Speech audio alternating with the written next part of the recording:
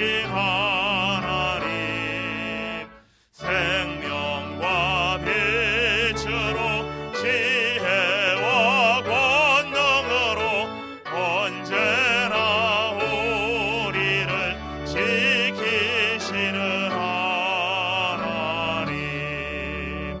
성부와 성자와 성령 삼위의 하나님,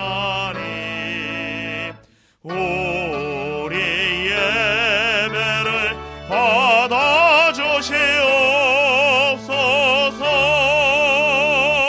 사랑이 넘치는 자비하신 하나님, 은혜가 풍성한 구원의 하나님, 자매의 심령에 평안을 주시옵고 죄악과 허물을 용서하여 주소서. 찬송과 영광과 생명 구원의 하나님, 우리 예배를 받아주시옵소서.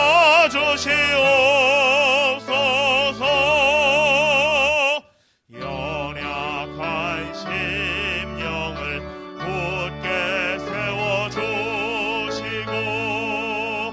우둔한 마음을 지혜롭게 하시고 주의 뜻 받들어 참되게 살아가며 주 말씀 따라서 용감하게 하소서. 권능과 지혜와 사랑 은혜의 하나님, 우리 예배를 받아주시옵소서.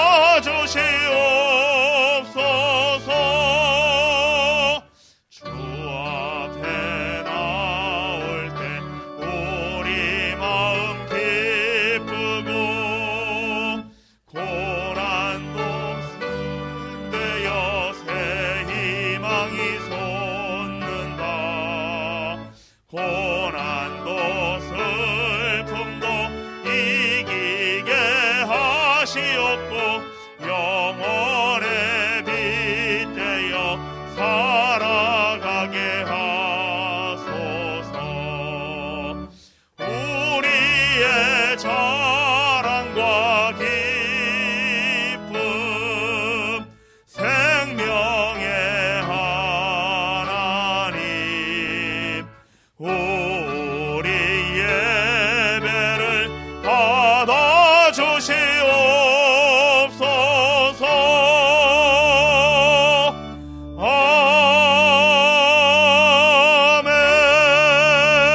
아멘. 할렐루야. 내 영혼아 여호와를 찬양하라. 나의 생전에 여호와를 찬양하며 나의 평생에 내 하나님을 찬송하리로다. 하나님은 영이시니 예배하는 자가 영과 진리로 예배할지니라. 아멘.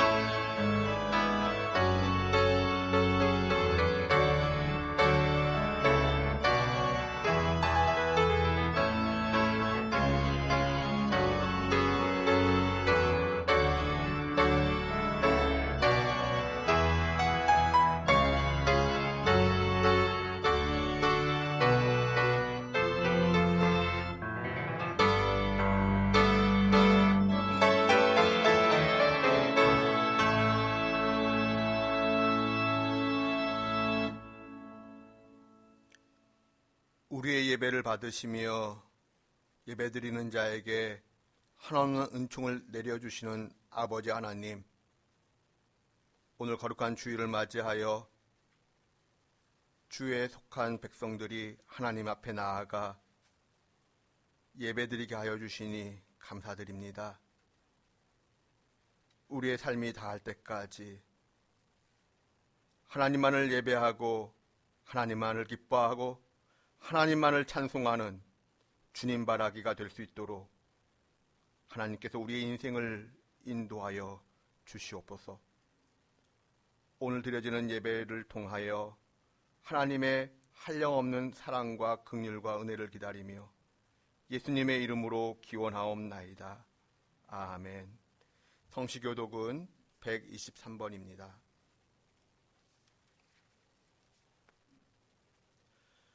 거룩하다 거룩하다 거룩하다 주 하나님 곧 전능하신 이여, 전에도 계셨고 이래도 계시고 장차 오실 이시라.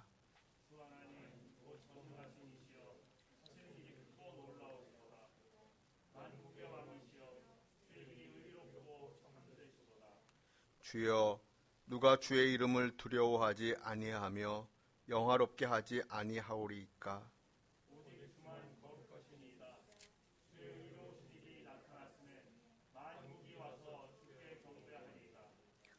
우리 주 하나님이여, 영광과 존귀와 권능을 받으시는 것이 합당하오니 주께서 만물을 지으신지라.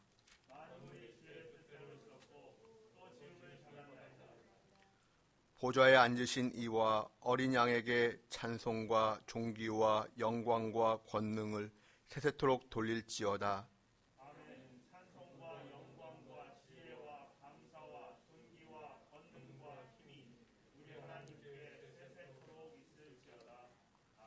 아멘. 참회의 기도를 드립니다. 존귀와 영광을 받으실 아버지 하나님,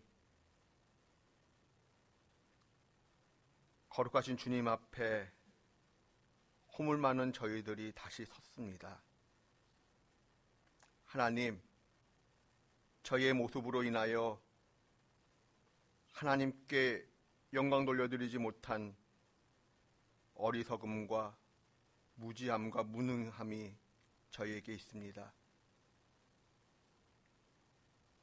참회의 시간을 통하여 우리의 허물과 죄를 고백하고자 하오니 주의 넓으신 마음으로 우리를 긍휼히 여겨 주시옵소서. 죄사함을 받은 감사의 마음으로 하나님께 예배드리게 하여 주시옵소서. 이제는 하나님과 저만이 아는 죄를 고백합니다.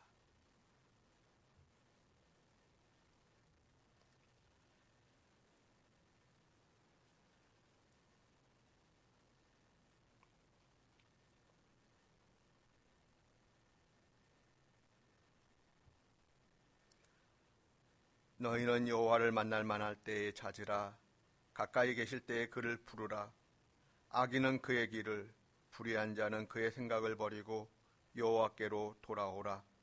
그리하면 그가 긍휼히 여기시리라.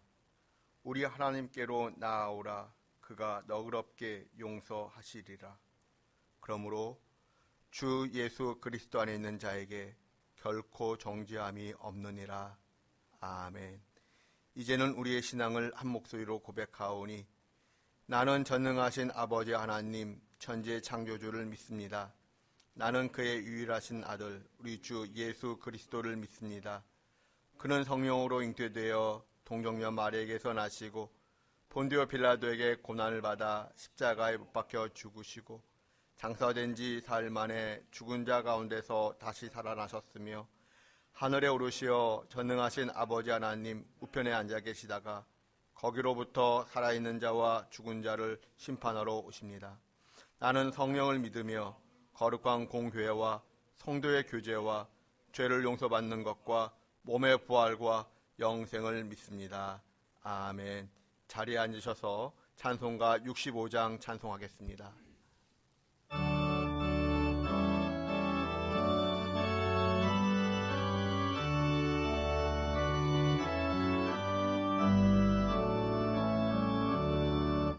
내 영혼아 찬양하라.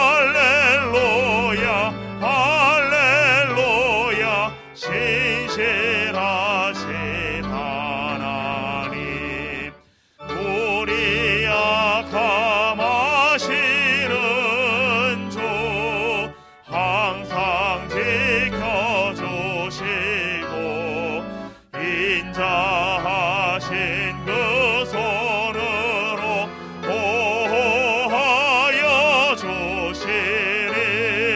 할렐루야 할렐루야 자비하신 하나님. 천사들아 우리 함께 주께 찬양 드리세. 성도들아 모두 모여 주께 경배하여라. 할렐루야 할렐루야 은혜로신 하나님. 아멘.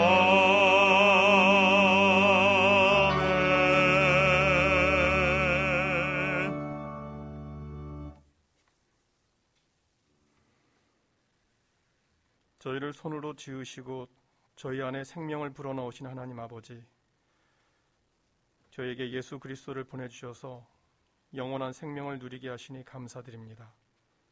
특별히 감염병으로 혼란한 가운데 이 시간 함께 예배드릴 수 있도록 은혜를 베풀어 주셔서 또한 감사드립니다. 새해 들어 처음으로 성전에 모여 예배를 드리는 이 시간, 비록 모든 성도들이 한자리에 모이지는 못했지만 예배당과 식당에서 그리고 각 가정에서 한 마음으로 온 정성을 다해 올려드리는 저희의 예배를 어여쁘게 여겨주시고 성령 하나님께서 저희 안에 운행하셔서 저희가 그리스도 안에서 하나님을 깨닫는 시간이 되게 하여 주시옵소서. 아직 추위가 여전하지만 때때로 포근한 햇살과 바람을 이 땅에 허락하셔서 다시 생명이 움트게 하심을 감사드립니다. 언 땅과 메마른 가지를 뚫고 고개를 내밀며 하나님의 전능하심을 노래하는 새 생명들처럼 저희도 어두움과 두려움을 벗어버리고 저희 안에 주신 생명의 고귀함과 구원의 기쁨을 소리 높여 찬송하는 성도들로 저희를 세워주시옵소서. 하나님 아버지, 저희 한 사람 한 사람에게 아버지께서 갖고 계신 꿈이 있다는 것을 깨닫습니다. 그리고 저희의 가정을 향해서, 저희의 교회를 향해서 아버지께서 갖고 계신 꿈과 계획이 있는데 저희는 저희가 생각한 꿈을 이루게 해달라고 간구했던 것은 아닌지 돌아보게 됩니다. 저희의 생각과 지혜를 넘어 일하시는 하나님의 꿈과 계획을 온전히 다 알 수는 없지만 바라옵기는 저희 자신이 바로 하나님의 꿈이라는 것을 잊지 않도록, 그리고 하나님의 나라와 의를 향해 발걸음을 내디딜 수 있도록 성령 하나님께서 저희를 늘 일깨워 주시고 저희의 두 발을 붙들어 주시옵소서. 간과 없기는 저희 드림교회가 처음 사랑을 잘 간직하는 교회가 되길 소원합니다. 주님을 만났던 처음 사랑과 하나님의 교회를 향해 가졌던 그 처음 사랑과 저희에게 허락하신 형제 자매를 향해 가졌던 그 처음 사랑을 잃지 않게 하시고 오히려 날마다 그 사랑이 새로워지도록 성령 하나님께서 저희를 도와주시옵소서. 코로나 때문에 성도들의 교제도 어려워졌고 전도와 봉사, 주일학교 교육 등도 어려움을 겪는 가운데 있습니다. 저희에게 지혜를 주시고 성령께서 저희를 연결하셔서 서로 위로하고 기도하는 일에 새롭게 열심을 낼 수 있도록 도와주시길 간구합니다. 또한 저희의 다음 세대가 이 땅에 하나님의 나라를 더욱 확장해 갈 수 있도록 저희 어린 자녀들을 믿음에서 믿음으로 이끌어 주시옵소서. 저희 어른들이 그들에게 믿음의 본을 보여줄 수 있도록 저희의 삶의 자리를 또한 지켜주시길 기도드립니다. 하나님 아버지, 특별히 데오스 학교를 기억하시고 은혜 베푸시길 기도드립니다. 인간적으로는 어려운 상황이지만 하나님의 뜻을 구하며 내일을 기다리는 가운데 있습니다. 다음 세대를 회복시키는 하나님의 학교로 새롭게 일어설 수 있도록 하나님 길을 열어주시고 수고하는 교사들과 모든 이들을 위로하시고 특별히 어린 학생들과 그 가정들 위해 은혜를 더하여 주시옵소서. 오랜 기간 이어지는 감염병으로 인해 경제적 어려움을 겪는 가정들이 많이 있습니다. 날마다 필요한 것을 공급하시는 하나님의 손길을 만나게 하시고 무엇보다 모든 가정에 하늘로부터 내려주시는 평강의 복을 허락하여 주시옵소서. 마지막 입시 관문을 지나며 진학과 진로를 위해 기도하는 저희 자녀들에게 은혜를 베풀어 주시고, 군문에서 수고하는 자녀들의 건강과 안전도 우리 주님께 의탁드립니다. 지금 이 순간에도 방역 일선에서 수고하는 이들이 너무 많이 있습니다. 그들에게 새 힘을 부어주시고 대유행의 어려운 고비를 잘 이겨낼 수 있도록 이 나라 위에 은혜를 베풀어 주시옵소서. 저희 모두의 간절한 사랑과 기도를 아버지께 올려드리며 우리의 생명이신 예수님의 이름으로 기도합니다. 아멘.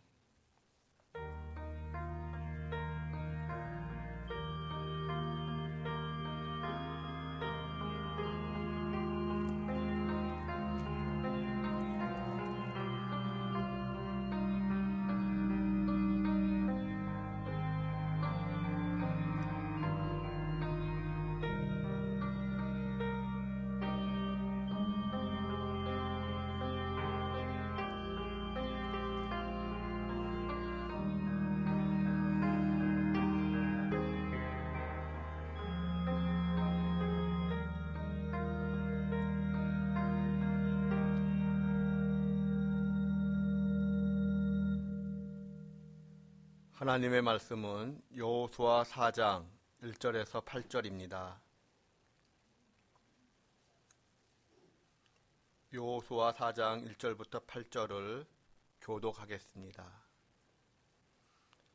그 모든 백성이 요단을 건너가기를 마침에 여호와께서 여호수아에게 말씀하여 이르시되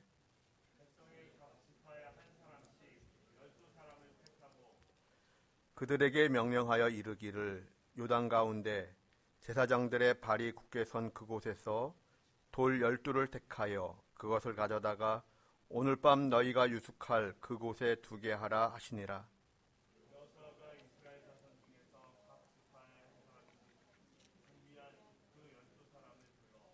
그들에게 이르되 요단 가운데로 들어가 너희 하나님 여호와의 궤 앞으로 가서 이스라엘 자손들의 지파 수대로 각기 돌 1개씩 가져다가 어깨에 매라. 이것이 너희 중에 표징이 되리라. 그 일에 너희의 자손들이 물어 이르되 이 돌들은 무슨 뜻이냐 하거든. 그들에게 이르기를 요단물이 여호와의 언약궤 앞에서 끊어졌나니 곧 언약궤가 요단을 건널 때에 요단물이 끊어졌으므로 이 돌들이 이스라엘 자손에게 영원히 기념이 되리라 하라 하니라.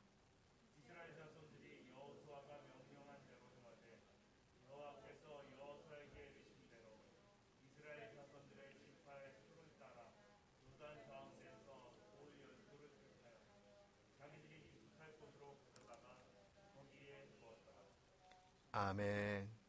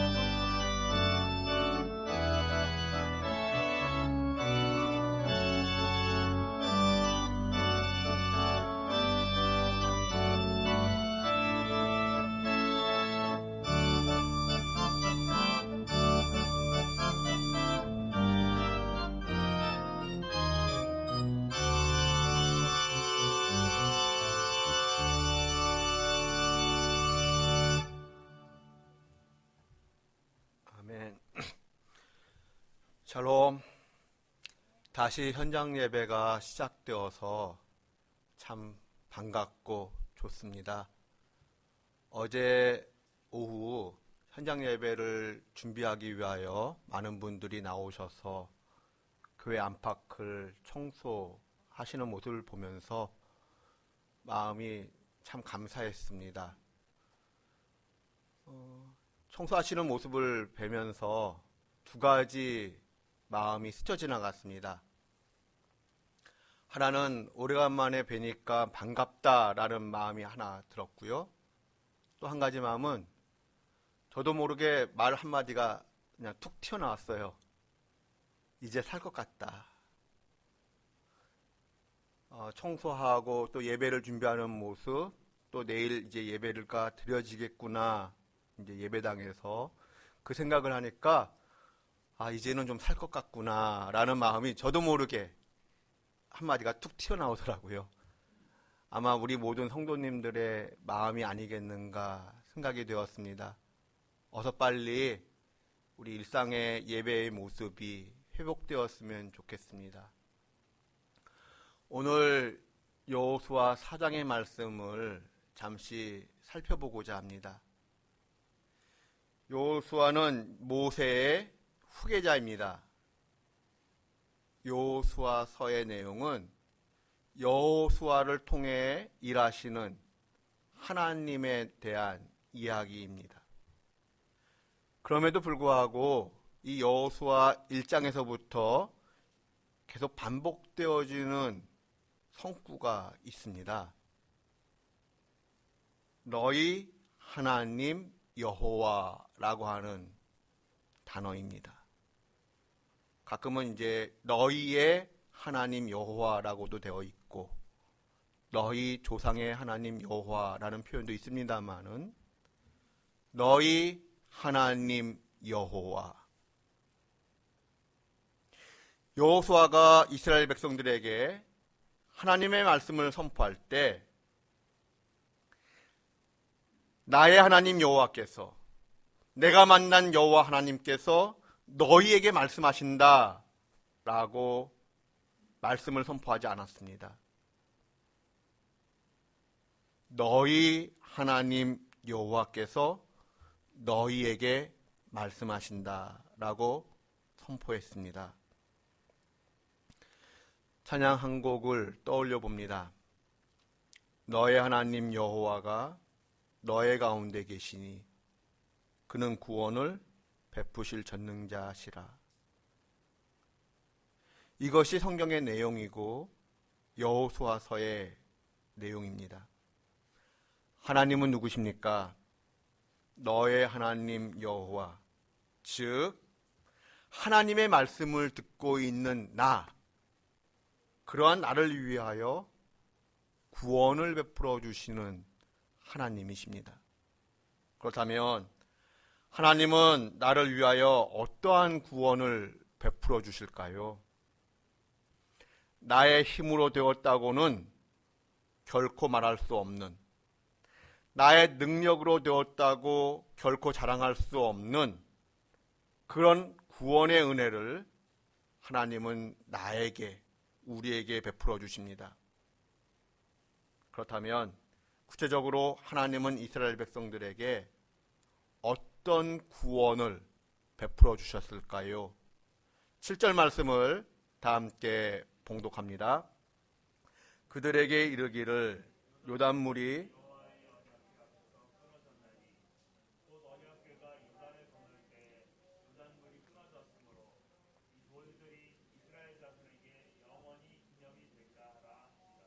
아멘. 요단강물이 여호와의 언약궤 앞에서 끊어지는 놀라운 구원을 하나님께서 베풀어 주셨습니다. 요단강물이 끊어졌다라고 하는 것을 좀 생각할 필요가 있습니다.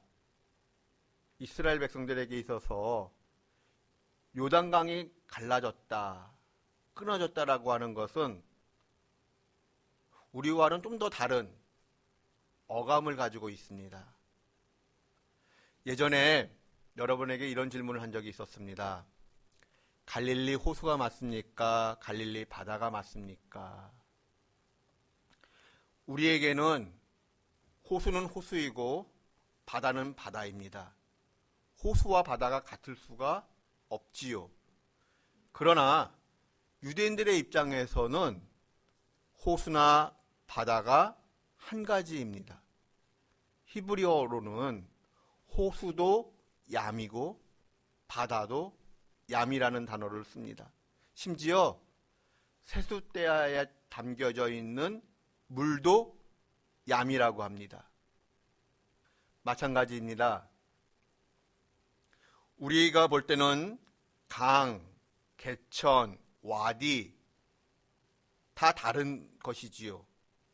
그러나 히브리어로는 강도 나할이고 실개천도 나할이고 간헐천이라고 말하는 와디도 나할입니다. 물과 관련된 단어의 수가 적다라는 것은 그만큼 물이 낯설다라는 것을 뜻합니다. 물이 낯설다라고 하는 것은 그만큼 물에 대한 공포, 두려움을 가지고 있다라는 뜻도 되지요. 요한계시록 21장을 보시면 새하늘과 새 땅의 이야기가 나옵니다. 그런데 그 새하늘과 새 땅의 특징 가운데 하나가 무엇이었는지요? 바다가 없다라는 것입니다. 바다가 없어졌다는 것이지요. 바다, 즉 얌이 없어졌다는 것은 리와 야단과 같은 두려움의 존재, 사탄의 존재가 없어졌다는 것을 의미합니다. 바다는 그만큼 유대인들에게 두려움의 대상이었습니다. 물은 두려움의 대상이었습니다. 이스라엘 백성들에게는 이러하듯 물은 두려움의 존재였습니다. 그런데 이 큰 두려움의 존재였던 요단 강물이 멈추기 시작했습니다. 흐르는 것이 멈추기 시작했습니다. 언제부터 그 강물의 흐름이 멈추기 시작했습니까? 언약궤를 맨 제사장들의 발이 요단 물가에 잠기면서부터입니다. 이러한 내용이 우리에게 상징하는 바가 무엇입니까? 삶의 자리에서 제사장의 역할을 감당해야 하는 우리가 하나님의 말씀을 붙잡고 삶의 현장으로 들어갈 때 변화는 시작된다는 것입니다. 변화의 역사가 그때부터 시작된다는 것이지요. 신발 속에 들어간 모래 한 알의 위력을 기억하시지요? 마귀의 신발 속에 들어간 모래 한 알이 되어 내가 악의 속도를 늦추겠다고 하나님 앞에서 다짐을 하면 하나님께서 우리에게 약속을 주십니다. 어떤 약속을 주실까요? 이사야 43장 1절과 2절의 내용을 함께 봉독하고자 합니다. 야곱아, 너를 창조하신 여호와께서 지금 말씀하시느니라. 이스라엘아, 너를 지으신 이가 말씀하시느니라. 너는 두려워하지 말라. 내가 너를 구속하였고 내가 너를 지명하여 불렀나니 너는 내 것이라. 네가 물 가운데로 지날 때에 내가 너와 함께 할 것이라. 강을 건널 때에 물이 너를 침몰하지 못할 것이며 내가 불 가운데 지날 때에 타지도 아니할 것이요 불꽃이 너를 사르지도 못하리니. 아멘. 성경의 말씀의 가치관을 가지고 내가 살고자 결단을 내릴 때, 그리고 내가 그 말씀 붙잡고 담대히 삶의 현장으로 들어갈 때 하나님께서 나에게 말씀하십니다. 내가 물 가운데 지날 때에 내가 너와 함께 할 것이다. 강을 건널 때에 물이 너를 침몰하지 못할 것이다. 무슨 뜻일까요? 물이 상징하는 바가 무엇일까요? 물과 같은 방해 세력이 너의 앞길을 막아서며 너에게 위협이 된다 할지라도 그 어떤 세력도 너를, 하나님의 말씀을 가진 너를 해하거나 죽일 수 없다라는 것입니다. 물론 때로는 하나님께서 순교의 피를 요구하실 때가 있습니다. 그러나 공동체적인 관점에서 바라보면 그 순교의 피로 인하여 복음의 문이 열리게 되지요. 예수님께서 이런 말씀을 하신 적이 있으셨습니다. 몸은 죽여도 영혼은 죽이지 못하는 자를 두려워하지 말고 오직 몸과 영혼을 능히 멸하실 수 있는, 지옥에 던질 수 있는 그분을 두려워하라.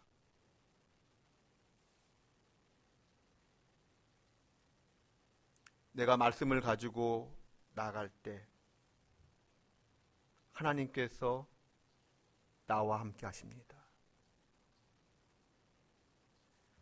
다시 본문 말씀으로 돌아갑니다. 요단강이 갈라져 이스라엘 백성들은 요단강을 마른 땅처럼 건넜습니다. 모든 백성이 요단강을 마른 땅처럼 건너자 하나님께서 말씀하셨습니다. 요단강 강바닥 한가운데 있던 돌 12개를 가져다가 오늘 밤 너희가 유숙할 그곳에 기념비로 세워라. 하나님께서 원하셨던 돌은 요단 강가의 돌이 아니었습니다. 하나님께서 우리에게 주시는 선물은 요단강 가운데 물속에 잠겨있던 돌이었습니다. 그러므로 하나님의 은혜로서만이 주어진 것이라고 간증할 수밖에 없다라는 것이지요. 그렇다면 요단강 그 물속에 잠겨있던 12개의 돌, 어떤 특징들을 가지고 있었을까요? 우리로서는 정확히 알 수가 없습니다. 그러나 말씀에 근거하여 한번 생각해 보려고 합니다.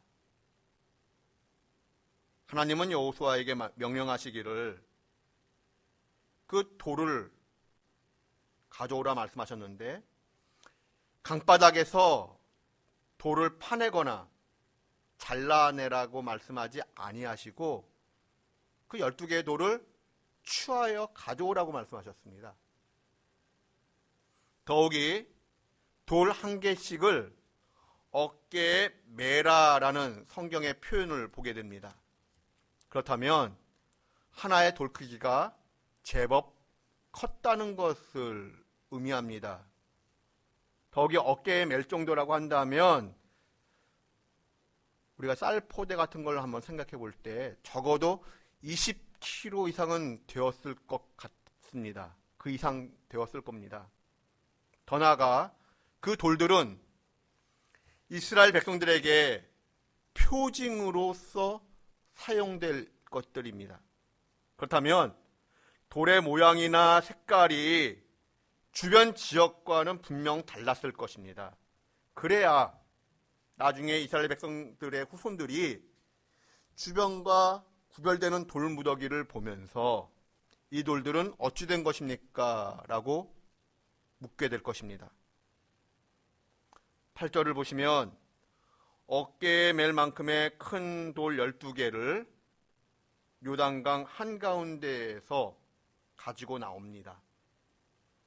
그런데 9절을 보시면 언약궤를 맨 제사장들의 발이 머물러 섰던 곳에 여호수아가 12개의 돌을 세웁니다. 그렇다면 결국 제법 큰 돌이 24개 필요했다는 것이 됩니다. 이스라엘 백성들이 지금 머물고 있는 곳은 요단강 상류가 아니고 요단강 하류입니다. 요단강 하류의 물속을 본 적은 없습니다만 일반적인 상식으로 볼 때 강 하류 지역에 강바닥에 박혀 있지 않는 굵고 큰 돌이 무더기로 있을 가능성이 얼마나 될까요? 강하류 지역에 잔돌이 있는 것이 아니라 큰 돌이 무더기로 있다는 것은 무엇을 의미할까요? 여호수아 3장 16절에서 힌트를 찾아보고 싶습니다. 3장 16절을 보시면 요단강 상류에서 흘러내리던 물이 사르단 근처의 아단 성읍 변두리에서부터 막혀서 물이 쌓였다고 합니다. 아담 성읍 변두리라 함은 여리고에서 북쪽으로 25km 정도 위에 위치한 곳입니다. 그곳은 어떤 곳인가 하면 강물이 석회암 절벽 밑을 이게 디귿자형으로 아래를 이렇게 계속 깊이 파고 들어가면서 위쪽이 무너져 내려 바위 덩어리들과 흙이 강물 속으로 빠지는 경우가 역사적으로 가끔 있었던 장소입니다. 간단하게 언급한다면 지반이 약해져서 산사태가 일어나곤 했다라는 것이지요. 이스라엘 백성들이 요단강을 건널 때에 하나님께서 예비하신 전후 상황을 우리는 정확히 알 수는 없습니다. 그러나 여호와 이레가 되시는 하나님께서 이 돌들을 오래전부터 준비해 놓으신 것으로 보입니다. 생각해 보시기 바랍니다. 어깨에 맬 만큼의 큰 돌들이 25km나 떠내려와서 하류 지역에 머물려면 얼만큼의 시간이 필요할까요? 하류로 내려갈수록 유속은 느려지는 것이 정상입니다. 그럼에도 불구하고 요단강물이 얼마나 강하게 흘렀으면 어깨에 맬 만큼의 큰 돌들이 25km나 떠내려와서 하류 지역에 있게 되었을까요?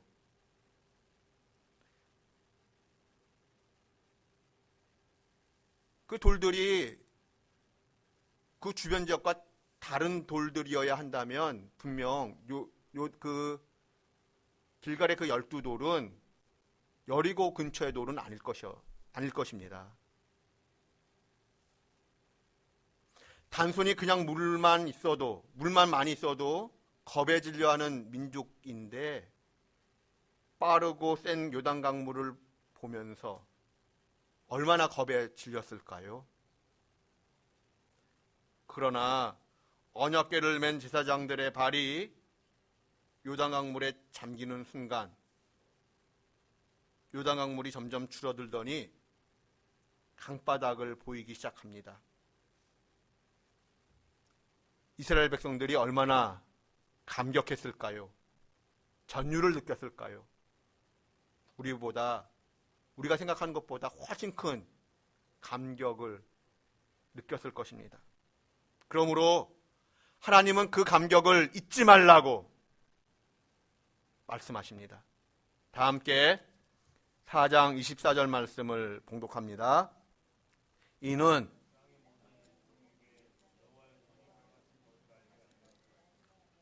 너희가 너희의 하나님 여호와를 항상 경외하게 하려 하심이라 하라. 우리는 여기서 하나님께서 12개의 돌로 기념비를 세우라 말씀하시는 하나님의 목적 두 가지를 발견하게 됩니다. 하나는 땅의 모든 백성들이 여호와의 손이 강하신 것을 알게 하기 위함이었습니다. 하나님께서 기념비를 세우라 말씀하시는 것은 이스라엘 백성들만을 위한 것이 아니었습니다. 이 땅의 모든 사람들이 하나님의 살아계심과 주되심을 알게 하기 위해서입니다. 그리하여 하나님은 온 땅의 주가 되심을 선포하는 것입니다. 그럼에도 불구하고 기념비를 세우라 말씀하시는 하나님의 마음에는, 그 마음 중심에는 이스라엘 백성들을 향한 마음이 좀 더 담겨져 있습니다. 이스라엘 백성들이 하나님을 항상 경외하도록 하는 데에 그 목적이 있다라는 것입니다. 말씀을 자세히 한번 생각을 하게 되면 확실히 이방 사람들보다는 이스라엘 백성들에게 하나님의 마음이 가 있습니다. 어떻게 알 수 있을까요? 4장 23절 말씀을 생각해 보시기 바랍니다. 4장 23절을 보시면 요단강을 마르게 하신 사건, 그리고 홍해를 마르게 하신 사건, 이 두 사건은 같은 내용이라고 말씀하고 계십니다. 같은 가중치라고 말씀하십니다. 우리 눈에 보기에는 요단강이 갈라진 것보다 홍해가 갈라진 것이 훨씬 더 위대해 보입니다. 큰 사건으로 보여집니다. 가치가 더 있어 보이지요. 그런데 하나님은 뭐라고 말씀하십니까? 하나님의 입장에서 볼 때는 요단강이 마른 것이나 홍해가 마른 것이나 똑같다라는 것입니다. 그 의미하는 바가 똑같다라는 것입니다. 예수님의 그 달란트 비유가 생각이 났습니다. 우리가 보기에는 5달란트 받은 사람과 2달란트 받은 사람이 같을 수가 없습니다. 분명 다릅니다.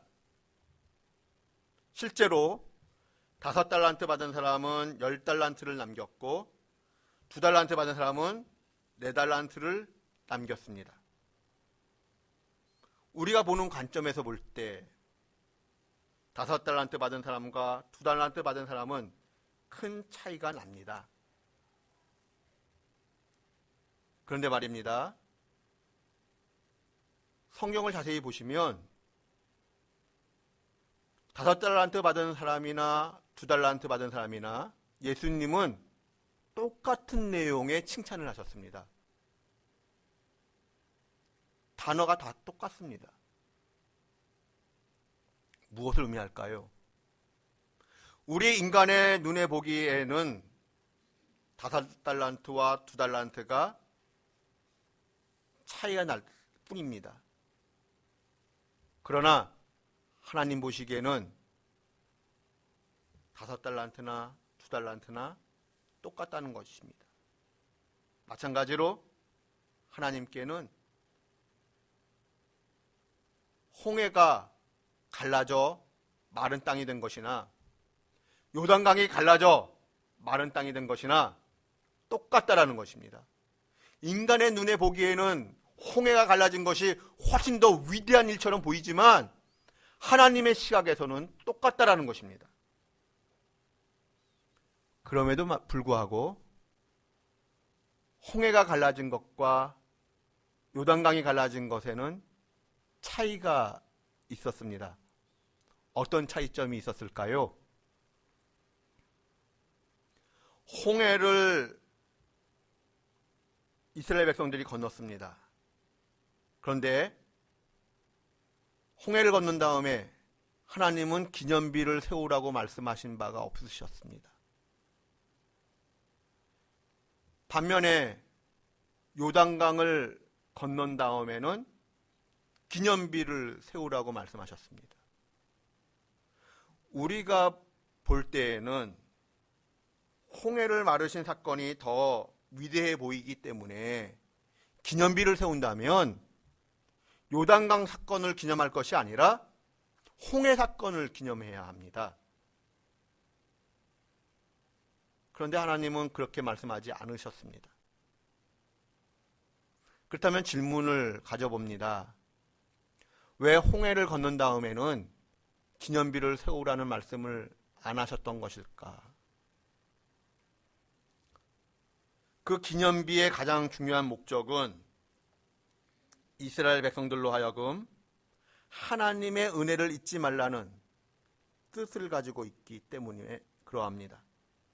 기념비의 주된 목적, 용도는 이스라엘 자손들이 하나님을 간증하게 하기 위한 용도였다라는 것입니다.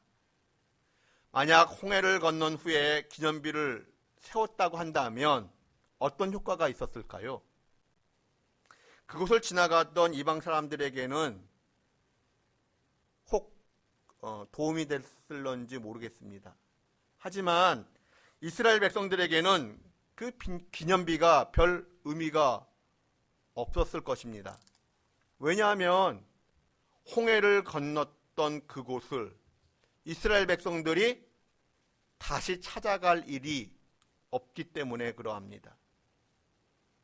다시 애굽으로 돌아갈 일이 없기 때문에 그러합니다. 그러나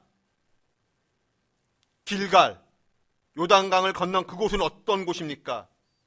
가나안의 중심지입니다. 이스라엘 백성들이 늘 오가며 마주치는 삶의 현장, 삶의 중심, 삶의 자리라는 것입니다.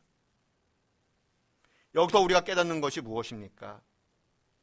하나님은 우리가 삶의 자리에서, 삶의 현장에서 하나님의 은혜, 하나님의 구원의 사랑 사건을 기념하고 기억하기를 원하신다라는 것입니다.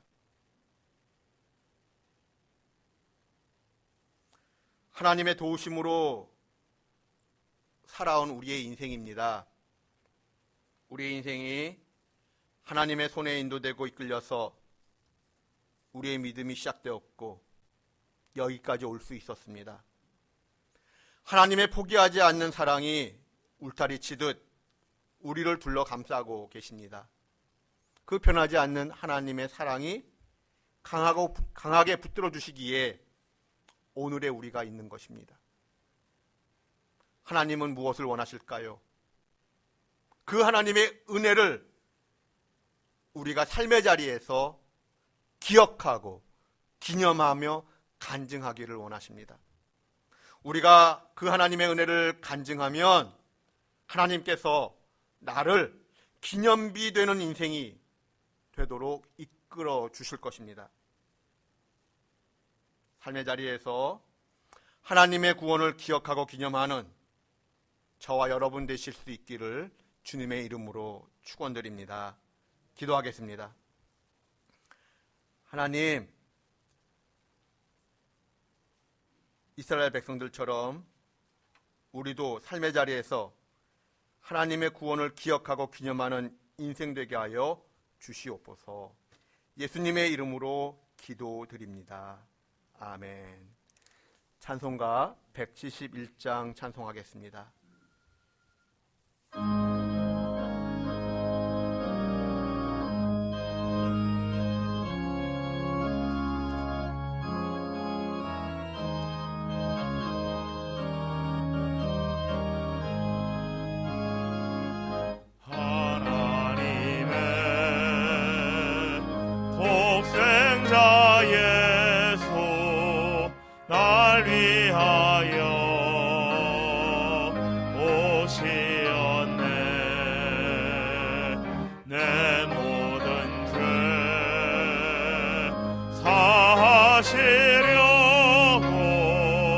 십자가 지셨으나 다시 사셨네. 살아계신 주 나의 참된 소망 두려움이 사라지네. 사랑의 주내 갈 길 인도하니 내 모든 삶의 기쁨 늘 충만하네. 주 안에서 거듭나노니 기뻐하며 찬양하리. 가슴 속에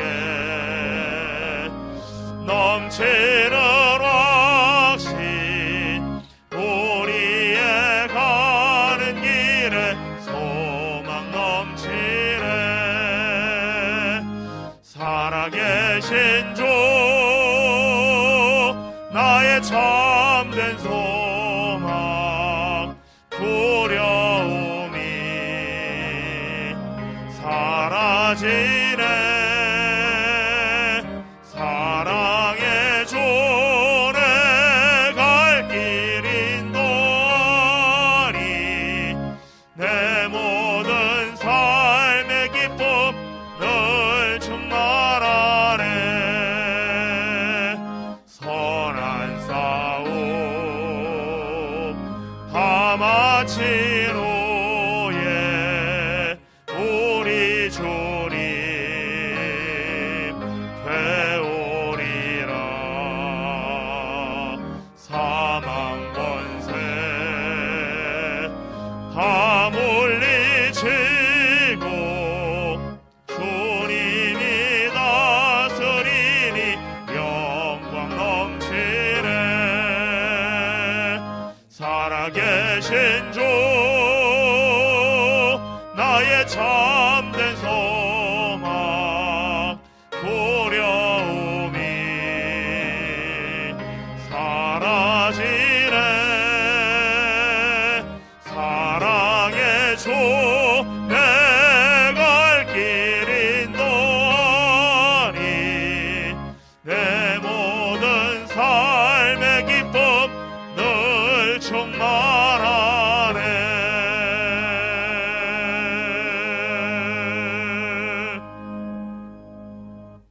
봉헌의 시간 갖겠습니다.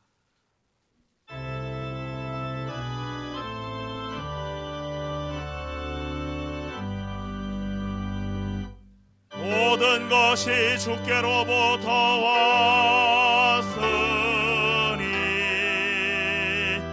이 예물을 주께 드리나이다.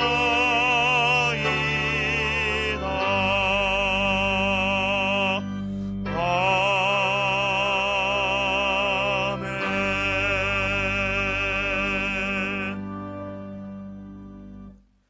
하나님 감사합니다. 우리의 창조주요, 우리의 구원자가 되시는 하나님, 저희가 누리는 이 모든 것이 하나님의 선물임을 고백합니다. 이 모든 것이 본래 주님의 것이었고 지금도 주님의 것이며 결코 저희가 움켜쥐어야 할 것들이 아님을 인정하기에 신앙 고백하는 마음으로 이 예물을 드리오니 받아주시옵소서. 예물이 쓰이는 곳에 아버지의 영광이 드러나기를 원합니다. 하나님, 진학을 위하여 준비하는 우리 수험생들을 지켜주시옵소서. 몸과 마음이 지치지 않고 끝까지 인내할 수 있도록 이끌어 주시옵소서. 또한 군대 간 자녀들에게 안녕의 은혜를 베풀어 주시옵소서. 하나님, 몸과 마음이 지쳐 있고 또 연약한 분들이 계십니다. 우리 드림에 속한 권속들 하나님께서 붙들어 주셔서 질병으로부터 연약함으로부터 건져 주시옵소서. 특별히 슬픔을 당한 가정이 있습니다. 하나님께서 위로해 주시옵소서. 모든 걸 주님께 의탁드리며 예수님의 이름으로 봉헌 기도드리옵나이다. 아멘. 자리에 앉아주시기 바랍니다. 내일부터 새벽기도회와 수요 저녁기도회가 이곳 예배당에서 드려지게 됩니다. 다시 예배당에 모여 마음껏 하나님을 찬송하고 기도하고 하나님을 높여드릴 수 있었으면 좋겠습니다. 올해 은퇴하시는 분이 2분 계십니다. 작년 마지막 주일 광고에서 현장 예배가 시작이 되면 은퇴하신 2분의 두 분께 선물을 드린다고 광고를 했는데 오늘 현장 예배가 시작되었기에 만 70세가 되어 은퇴하시는 2분께 교회가 준비한 감사의 선물을 드리고자 합니다.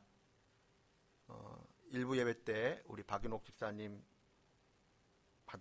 받으셨고 오늘 2부 예배 때 우리 하선 집사님 잠깐 나오시지요.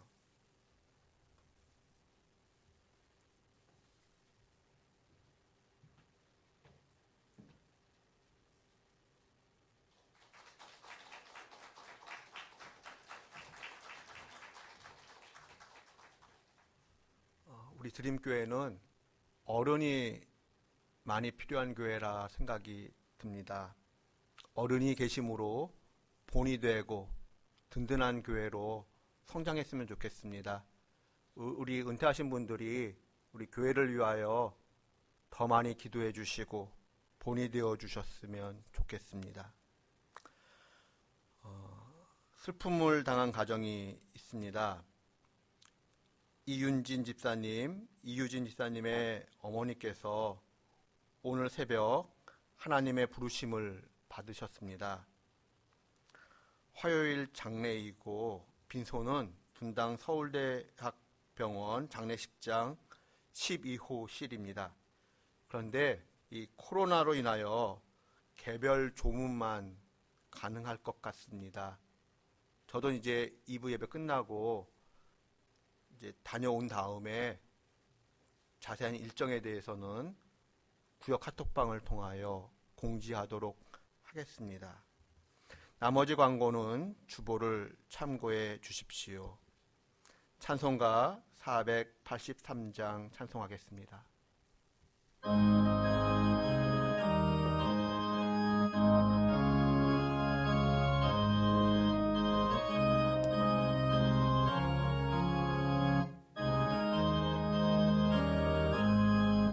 구름 같은 이 세상 모든 복이 영화 나는 본토와 같이 내어버리고서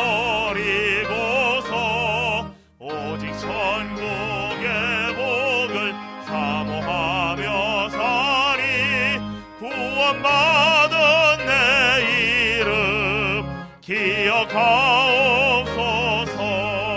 주가 나의 이름 보좌대로인 어린 양 생명책에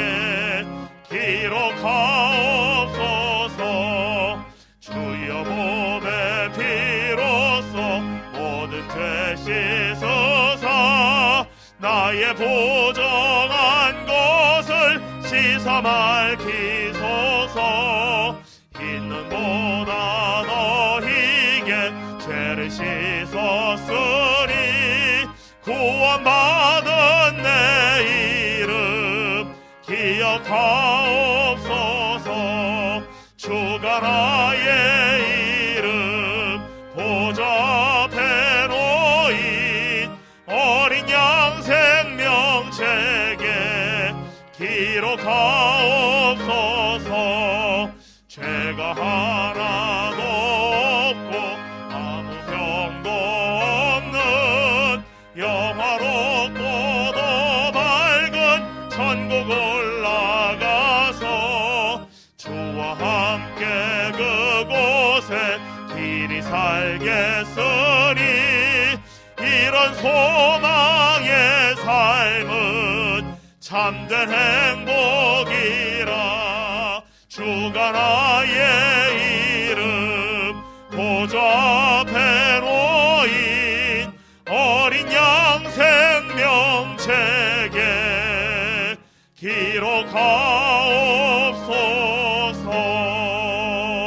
기록하옵소서. 우리 주 예수 그리스도의 은혜와 하나님의 크신 사랑과 성령의 교제하심이 삶의 자리에서 하나님의 구원을 기억하고 기념하는 인생 되기를 소망하는 드림의 권속들 한 분 한 분의 삶과 가정과 일터 위에 우리 조국 대한민국의 미래와 번영 위에 특별히 저 북녘의 지역교회 믿음의 성도들 위에 또한 세계 열방에서 복음을 증거하시는 선교사님들의 사역 위에 특별히 사랑하는 어머니를 천국에 올려 보내드리며 마음 아파하는 우리 유가족들 위에 지금부터 영원까지 늘 함께 하시기를 간절히 축원하옵나이다. 아멘.